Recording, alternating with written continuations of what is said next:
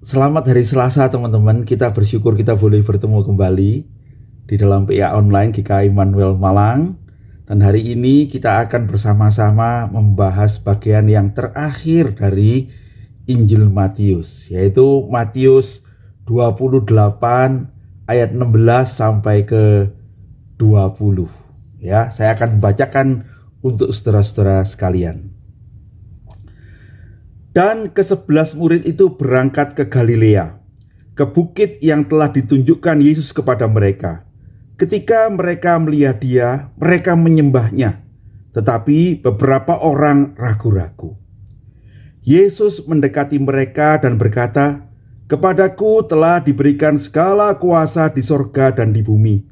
Karena itu pergilah, jadikanlah semua bangsa muridku, dan baptislah mereka dalam nama Bapa dan Anak dan Roh Kudus, dan ajarlah mereka melakukan segala sesuatu yang telah kuperintahkan kepadamu. Dan ketahuilah, aku menyertai kamu senantiasa sampai kepada akhir zaman." Berbahagia kita yang baca firman Tuhan, merenungkan dalam hati dan hidup di dalam tuntunannya. Mari kita berdoa sebelum kita merenungkan firman Tuhan. Terima kasih Tuhan, kami boleh bersama-sama hari ini sekali lagi belajar tentang kebenaran firman-Mu, dan secara khusus kami diingatkan akan amanat agung Tuhan, perintah Tuhan yang terakhir sebelum Tuhan naik ke sorga. Tuntunlah kami supaya kami boleh memperhatikan itu, dan biarlah kami boleh hidup di dalam kebenarannya. Kami mau tuntunan Tuhan untuk apa yang kami renungkan bersama-sama. Tuhan yang menolong kami dan kuasa Roh-Mu. Dalam nama Yesus Juru Selamat kami yang hidup, kami berdoa dan mohon tuntunan Tuhan. Amin. Nah, saudara-saudara sekalian, Matius mengakhiri seluruh Injilnya itu dengan pertemuan di Galilea itu, ya. Sesaat setelah Tuhan Yesus bangkit dan mereka menyuruh murid-muridnya pergi ke Galilea untuk bertemu dengan Dia. Dan seluruh Injil ini ditutup dengan amanat agung perintah Tuhan Yesus itu. Nah, hari ini kita akan belajar bersama-sama beberapa hal tentang itu, ya. Pertama-tama saya ingin kita perhatikan ayat 16. Dan ke-11 murid itu berangkat ke Galilea, ke bukit yang telah ditunjukkan Yesus di sana. Ya, ketika mereka melihat Dia, dikatakan mereka menyembahnya, tetapi beberapa orang ragu-ragu. Nah, saudara-saudara sekalian, murid-murid ini ketika Tuhan bangkit, mereka masih dalam suasana yang tidak terlalu mengerti apa yang terjadi. Tuhan sudah menampakkan diri kepada mereka. Barangkali kalau kita membaca Injil yang lain, Dia sudah menampakkan diri kepada Thomas, menampakkan diri pada murid-murid di ruang yang tertutup, ya. Mereka mungkin sudah bertemu dengan Tuhan beberapa kali, tetapi mereka nampaknya masih dalam suasana yang membingungkan. Tetapi saya percaya mereka meluap-luap dengan sukacita. Nah, saya tidak tahu kapan pertemuan di Galilea ini. Apakah ini sesaat sebelum Tuhan naik ke sorga? Nah, saya tidak tahu persis. Tetapi yang jelas, Matius menutup Injilnya dengan pertemuan di Galilea ini. Apa yang Matius catat? Yang pertama, ketika mereka bertemu dengan Tuhan Yesus, sekarang mereka mengerti Dialah Tuhan. Dia bukan cuma manusia, Dia bukan cuma guru yang baik, Dia bukan cuma guru yang penuh kuasa, tetapi Dialah Tuhan yang mengalahkan maut, yang bangkit dari antara orang mati. Lalu mereka menyembahnya. Saudara-saudara, menyembah itu mungkin bagi kita tidak terlalu berarti, tapi bagi orang Israel itu serius, ya. Karena tidak ada yang lain yang boleh disembah selain Tuhan. Ya, ini pernyataan bahwa Yesus adalah Tuhan. Saudara-saudara boleh mengingat, ya, bagaimana ketika Sadrak, Mesak, Abednego itu diminta untuk menyembah patung itu. Mereka menolak, bahkan mereka bersedia mati dibakar. Karena itu sesuatu yang tidak betul, ya, sesuatu yang dilarang bagi orang Yahudi untuk menyembah yang bukan Tuhan. Nah, saudara-saudara, jadi apa arti kata menyembah ini? Yaitu bahwa sekarang mereka mengerti Yesus Kristus adalah Tuhan. Tetapi Matius mencatat dengan jelas, tetapi beberapa orang ragu-ragu. Nah, saudara-saudara, berarti ada beberapa orang itu ragu-ragu untuk menyembah Yesus Kristus. Ya, saya tidak tahu keraguannya itu apa, teman-teman. Tapi yang jelas Matius mencatat, tetapi beberapa orang itu ragu-ragu. Nah, yang menarik, saudara-saudara, ketika mereka ragu-ragu itu dikatakan firman Tuhan, Yesus mendekati mereka dan berkata. Nah, saudara-saudara, ketika ada orang yang ragu-ragu itu, Tuhan tahu ada yang ragu-ragu, ada yang sungguh-sungguh menyembah. Tuhan tidak mempersoalkan keraguan-raguan mereka. Tuhan mendekati mereka. Artinya Tuhan mengerti, saudara-saudara. Sungguh kok waktu kita ikut Tuhan itu kita juga bisa ragu-ragu. Tetapi saudara-saudara, kepada orang yang ragu-ragu itu Tuhan tidak menyingkirkan mereka. Tuhan mendekati mereka dan Dia memesankan 3 hal yang penting ini ya. Saudara-saudara, pertama, Tuhan berkata, kepadaku telah diberikan segala kuasa di sorga dan di bumi. Jadi pertama-tama kepada mereka semua termasuk ragu-ragu itu, Tuhan mengatakan, kepadaku sudah diberikan semua kuasa. Mereka diyakinkan akan kuasa Yesus Kristus. Saudara-saudara, kuasa apa yang luar biasa? Paling luar biasa itu adalah kuasa yang membangkitkan Dia dari antara orang mati itu, yang mengalahkan maut. Tidak ada kuasa yang lebih hebat daripada kuasa yang mengalahkan maut itu, saudara-saudara ya. Dan Tuhan mengatakan, lihatlah, aku hidup. Dan kepadaku sekarang sudah diberikan segala kuasa di langit dan di bumi. Murid-murid itu mungkin mengingat, saudara-saudara, Dia yang meredakan badai, Dia yang mengusir setan, itu ya. Itu kuasa-kuasa yang dikalahkan oleh Tuhan Yesus, baik yang di langit maupun yang di bumi ini. Orang sakit disembuhkan, dan terakhir adalah kuasa kematian itu, yaitu Hades, itu kuasa yang di bawah bumi itu ya. Kuasa kematian yang tidak terkalahkan itu, Dia bangkit dari antara orang mati. Segala kuasa ada di tanganku. Saudara-saudara, mari kita percaya pada Tuhan Yesus Kristus. Dialah Tuhan yang hidup, yang mengalahkan maut. Mari kita percaya bahwa di dalam Dia sesungguhnya kita mempunyai jaminan yang tetap. Ya. Yang kedua, saudara-saudara, Tuhan Yesus mengatakan, karena itu pergilah, jadikanlah semua bangsa muridku dan baptislah mereka dalam nama Bapa dan Anak dan Roh Kudus, dan ajarlah mereka melakukan segala sesuatu yang telah kuperintahkan kepadamu. Saudara-saudara, yang kedua inilah yang kita kenal sebagai amanat agung. Ya, Tuhan pertama-tama menyatakan, lihatlah segala kuasa ada padaku.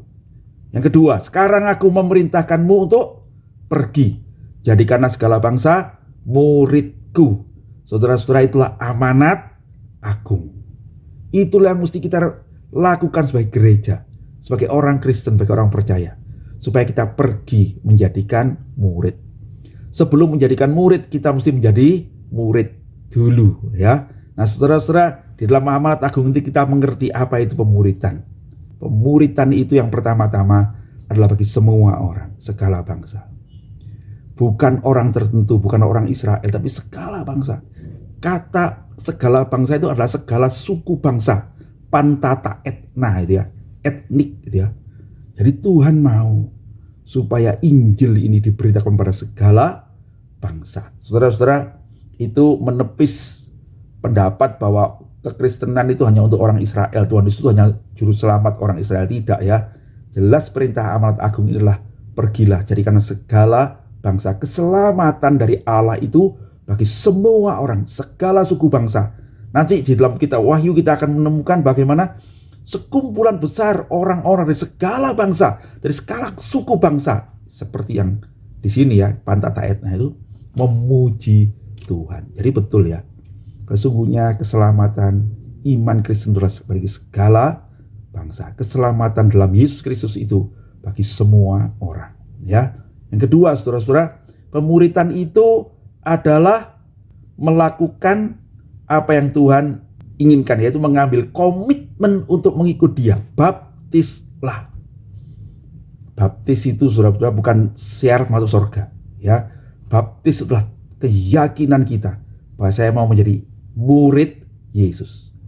Melalui baptis itu saya menyatakan diri di hadapan semua jemaat, di hadapan Allah dan di hadapan setan-setan, saya memutuskan untuk menjadi murid Yesus. Gitu ya. Jadi itu yang mesti kita lakukan sebagai gereja. Kita mengajak orang, menuntun orang untuk mengambil komitmen menerima Yesus sebagai Tuhan dan Juru Selamat. Kemudian, dan ajarlah mereka melakukan segala sesuatu yang telah kuperintahkan kepadamu. Kemuridan itu adalah kemudian mengajar untuk menjadikan firman itu bukan hanya diketahui, dimengerti, tapi dilakukan. Saya berdoa di gereja kita ada pemuridan, di mana kita bukan cuma belajar PA begini ya, tapi kita bersama-sama saling menguatkan, saling menolong untuk melakukan firman Tuhan. Ajaran-ajaran kebenaran-kebenaran ini menjadi hidup. Dan itulah saatnya kita menjadi orang Kristen yang kokoh. Yang kata Tuhan Yesus bukan membangun rumah di atas pasir, tetapi di atas batu. Sebab kalau kita hanya mendengarkan firman Tuhan dan tidak melakukannya, kita tuh kata Tuhan Yesus seperti membangun rumah di atas pasir. Oleh karena pencobaan, badai hidup, rumah itu akan roboh. Tetapi kalau kita bersama-sama melakukan firman Tuhan itu, kita mendengar dan melakukannya, kita membangun rumah di atas batu karang. Ketika datang badai, datang masalah kehidupan, pergumulan-pergumulan, rumah itu, iman kita tetap kokoh.